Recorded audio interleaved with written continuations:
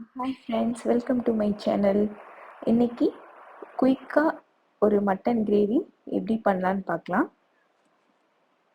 வாங்க பார்க்கலாம். அதுக்கு நான் 1/2 கிலோ மட்டன் நல்லா வாஷ் பண்ணி எடுத்து வச்சுருக்கேன்.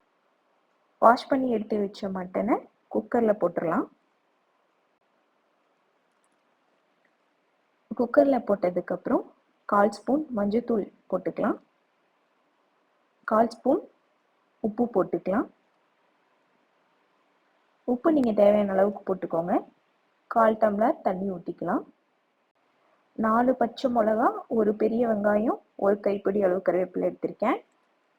கடாய் அடுப்பில் வச்சதுக்கப்புறம் எண்ணெய் ஊற்றி சூடானதுக்கப்புறமா 1/4 ஸ்பூன் கடுகு போட்டுக்கலாம். கடுகு போட்டதுக்கப்புறம் 1/4 ஸ்பூன் கடலைப்பருப்பு போட்டுக்கோங்க. நல்லா பொரிஞ்சு தாளித்து வந்ததுக்கப்புறமா நம்ம கட் பண்ணி வச்சுருக்கோம் இல்லையா, அதை இதில் போட்டுடலாம். போட்டுட்டு நல்லா கிளறி விடுங்க.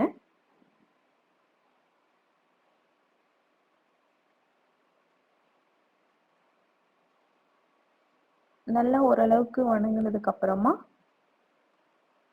நம்ம மட்டன் 3 விசில் வந்து எடுத்து வச்சிருக்கேன். பாருங்க, நல்லா வெந்து வந்திருக்கு. அதை இதில் ஊற்றிடலாம்.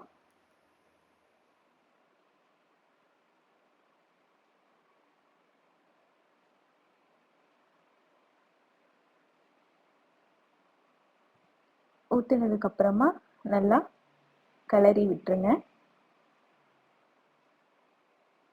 கிளறி விட்டுட்டு இப்போது இதில் நான் என்ன ஊற்றுறேன்னா, ஒரு பெரிய சைஸ் பூண்டு எடுத்திருக்கோம். அது 12 to 16 பல் வரும். பெரிய சைஸ் இஞ்சி அதுவும் எடுத்திருக்கோம். ப்ளஸ் 1 ஸ்பூன் கறி மசாலா தூள், 2 ஸ்பூன் மட்டன் மசாலா எடுத்திருக்கேன்.